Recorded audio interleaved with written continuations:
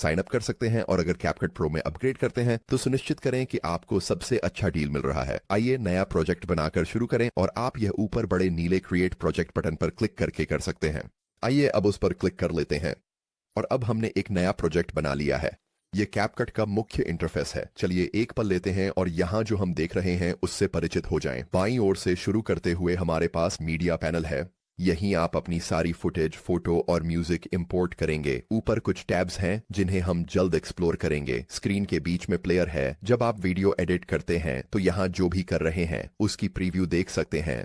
फिर स्क्रीन के दाईं ओर हमारे पास डिटेल्स पैनल है। यह आपको आपके प्रोजेक्ट का नाम, एस्पेक्ट रेशियो, रेजोल्यूशन और अन्य विवरण दिखाएगा। अगर आप मॉडिफाई बटन पर क्लिक करते हैं तो आप प्रोजेक्ट की सेटिंग्स बदल सकते हैं। प्रोजेक्ट का नाम, aspect ratio, resolution, frame rate और कलर स्पेस बदलें। मुझे ये सेटिंग्स पसंद हैं इसलिए मैं कैंसिल पर क्लिक करूंगा। अब चलिए स्क्रीन के नीचे वाले हिस्से को देखते हैं। यह हमारी टाइमलाइन है। आप जो भी एडिटिंग करेंगे वह सब यहीं पर होगी। कैपकट के डिफॉल्ट लेआउट के बारे में आपको बस इतना ही जानना जरूरी है। अब चलिए अपनी फुटेज इंपोर्ट करते हैं और एडिटिंग शुरू करते हैं। मैं यहाँ इस पैनल पर क्लिक करके अपनी फुटेज ढूंढूंगा। मेरे पास वे 3 क्लिप्स हैं जिन्हें मैं एडिट करूंगा यहीं पर। तो मैं सबसे पहले क्लिप 1 को सिलेक्ट करूंगा। मैं शिफ्ट दबाकर क्लिप 3 पर क्लिक करूंगा और इससे तीनों क्लिप्स हाईलाइट हो जाएंगी। अब मैं नीचे दाईं ओर जाऊंगा और ओपन पर क्लिक करूंगा और अब ये तीनों क्लिप्स मेरी मीडिया बिन में यहाँ जोड़ दी गई हैं। अब हमें इस फुटेज को अपनी टाइमलाइन में जोड़ना है और इसके 2 तरीके हैं। पहला तरीका है कि आप किसी क्लिप पर होवर करें और यहां इस नीले प्लस बटन को सिलेक्ट करें और दूसरा तरीका है कि आप सभी क्लिप्स को अपनी टाइमलाइन में ड्रैग करके यहां छोड़ दें। और अब जब मैंने यह कर लिया है तो मेरी सभी क्लिप्स मेरी टाइमलाइन में हैं और एडिटिंग के लिए तैयार हैं। अब मैं अपनी टाइमलाइन में झूम करना चाहता हूं ताकि मैं जो भी कर रहा हूं उसे थोड़ा बेहतर देख सकूं और इसके भी कुछ तरीके हैं। पहला तरीका है कि आप अपने कीबोर्ड पर क्वार्टल दबाकर रखें और प्लस बटन दबाएं। हर बार जब मैं प्लस दबाता हूं तो ये टाइमलाइन में झूम करता है। टाइमलाइन से झूम आउट करने के लिए फिर से क्वार्टल दबाकर रखें और अपने कीबोर्ड पर माइनस बटन दबाएं। ऐसा करने से टाइमलाइन से झूम आउट हो जाएगा। अब इसे करने का दूसरा तरीका जो मुझे ज्यादा पसंद है वह है क्वार्टल दबाकर माउस व्हील ऊपर स्क्रॉल करना। हर बार ऊपर स्क्रॉल करने पर यह झूम इन करता है और नीचे स्क्रॉल करने पर झूम आउट करता है। मैं थोड़ा झूम इन करूंगा और अब ये बिल्कुल सही है। चलिए अपने क्लिप्स को ट्रिम करने के बारे में बात करते हैं। यहाँ क्लिप 1 देखें। ये फिलहाल लगभग 11 सेकंड लंबा है जो बहुत ज्यादा है। तो मैं प्लेहेड से फुटेज देखूंगा और वह पॉइंट ढूंढूंगा जहां तक फुटेज ट्रिम करना है। आपका प्लेहेड आपकी टाइमलाइन में ये छोटा सा सफेद मार्कर है और ये दिखाता है कि आप अपने वीडियो में कहाँ हैं।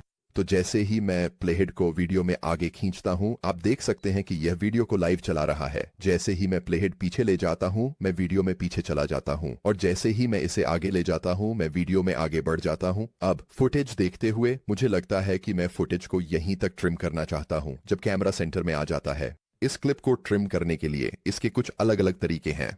पहला तरीका है क्लिप स्प्लिट करना। अगर मैं टाइमलाइन में इस छोटे आइकन पर जाता हूं और क्लिक करता हूं तो यह प्लेहेड पर क्लिप को स्प्लिट कर देगा। आप अपने कीबोर्ड पर Ctrl और B दबा सकते हैं ताकि बार बार इस बटन पर क्लिक न करना पड़े। चूंकि मुझे प्लेहेड के इस तरफ की चीजें नहीं चाहिए तो मैं कीबोर्ड पर डिलीट दबाकर इसे हटा दूंगा। फुटेज ट्रिम करने का अगला तरीका है क्लिप को ड्रैग करना। यहाँ माउस के साथ अगर मैं क्लिप के अंत में जाता हूं तो आप देखेंगे जैसे ही मैं अंत तक पहुंचता हूं ये एक छोटे आइकन में बदल जाता है। जैसे ही ऐसा होता है मैं क्लिप पर लेफ्ट क्लिक दबाकर उसे अपनी प्लेहेड की ओर ड्रैग कर सकता हूं। जैसे ही मैं ऐसा करता हूं यह क्लिप को लंबा और छोटा कर रहा है। अब अपनी फुटेज को ट्रिम करने का आखिरी तरीका है अपने कीबोर्ड पर W और Q कीज दबाना। अगर मैं अपने कीबोर्ड पर Q की दबाता हूं तो यह प्लेहेड के बाईं ओर की सारी चीजें डिलीट कर देगा। और अब अगर मैं अपना प्लेहेड वापस अंदर ले जाऊं तो मैं W की दबाकर प्लेहेड के दाईं ओर की सारी चीजें डिलीट कर सकता हूं। अब ये वे मुख्य तरीके हैं जिनसे आप कैपकट में अपनी फुटेज को ट्रिम करेंगे। अब हमने ऊपर स्प्लिट बटन पहले ही कवर किया है, लेकिन चलिए देखते हैं कि हमारी टाइमलाइन में और कौन से टूल्स उपलब्ध हैं। बाएं से शुरू करें। वही चीजें हमने देखी हैं। हमारे पास अनडू और रीडू बटन है।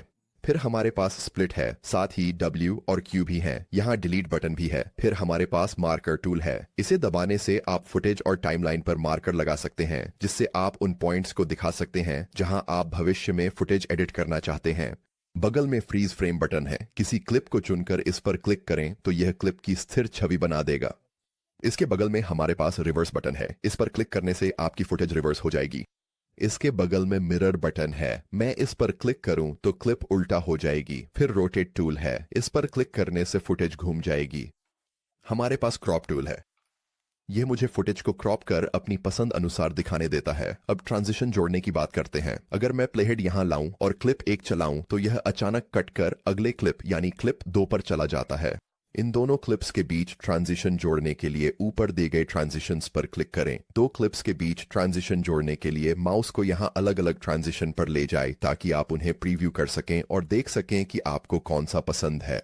फिर जब आपको कोई ट्रांजिशन पसंद आ जाए तो उसे दोनों क्लिप्स के बीच ड्रैग करें और यहां छोड़ दें। अब अगर मैं प्लेहेड थोड़ा पीछे ले जाऊं और कीबोर्ड पर स्पेस बार दबाकर वीडियो चलाऊं तो अब हमारे पास दोनों क्लिप्स के बीच एक अच्छा और शानदार ट्रांजिशन है। ट्रांजिशन की अवधि एडजस्ट करने के लिए उसे यहां सिलेक्ट करें और फिर ऊपर दाईं ओर जाएं, जहां आप इसे तेज या धीमा कर सकते हैं।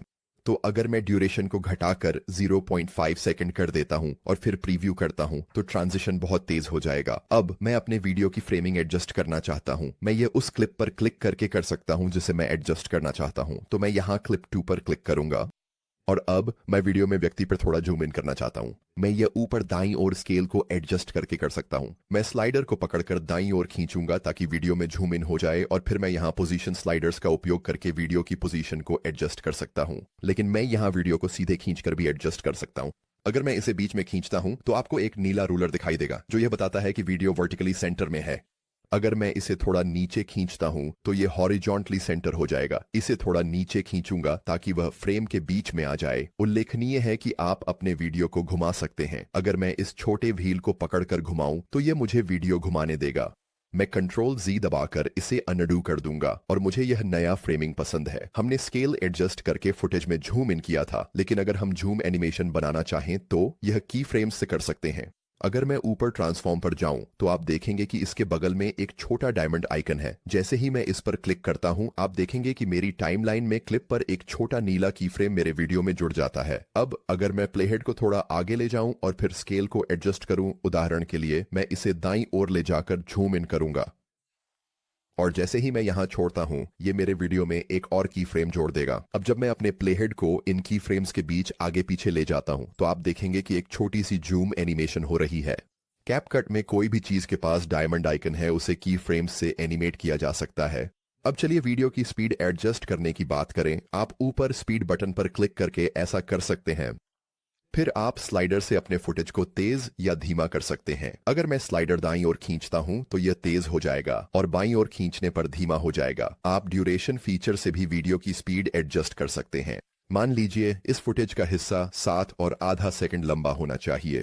अगर मैं यहां नंबर हाईलाइट करूं तो इसे 7.5 में बदल सकता हूं और एंटर दबा सकता हूं। अब नीचे इसने मेरी वीडियो स्पीड एडजस्ट कर दी है। अगला ऊपर जाए और एनिमेशन पर क्लिक करें। यहां पर हम अपने वीडियो में अलग अलग एनिमेशन जोड़ सकते हैं। हमारे पास इन, आउट और कॉम्बो एनिमेशन है। ये ट्रांजिशन की तरह होते हैं लेकिन ये व्यक्तिगत क्लिप्स के लिए होते हैं। तो अगर मैं यहां आउट पर क्लिक करता हूं और मैं पहला वाला जोड़ता हूं जो कि टीवी ऑफ है, मैं इस पर क्लिक कर सकता हूं और ये मेरे क्लिप के अंत में एक एनिमेशन जोड़ देगा। ट्रांजिशन की तरह ही आप यहां नीचे ड्यूरेशन को भी एडजस्ट कर सकते हैं। तो अगर मैं इसे कम करके मान लीजिए 1 सेकंड कर देता हूं तो ये एनिमेशन छोटा हो जाएगा। अब अगला चलिए बात करते हैं अपनी वीडियो में फिल्टर और कलर करेक्शन जोड़ने की।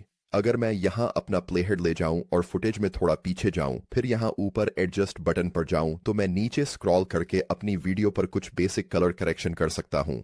मैं यहां कलर टेम्परेचर बदल सकता हूं, सैचुरेशन बढ़ा सकता हूं और एक्सपोजर बढ़ाकर वीडियो को और भी ब्राइट बना सकता हूं। आपको यहां और भी कई अन्य सेटिंग्स का एक्सेस मिलता है। फिर कोई फिल्टर जोड़ने के लिए यहां ऊपर बाएं में फिल्टर्स पर जाएं और फिर आप इनमें से कोई भी फिल्टर जिसे आप चाहें उसे ड्रैग कर सकते हैं। मैं यहां से इस फिल्टर को लूंगा और इसे अपनी अलग वीडियो ट्रैक पर या सीधे फुटेज में भी ड्रैग कर सकता हूं। मैं इसे यहां छोड़ देता हूं और अब यह फिल्टर मेरी वीडियो में जुड़ गया है।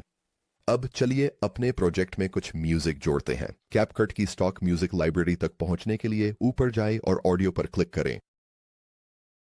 इसके बाद आपको CapCut stock music library access मिल जाएगा। अगर आप किसी गाने का प्रीव्यू सुनना चाहते हैं तो कवर पर क्लिक करें।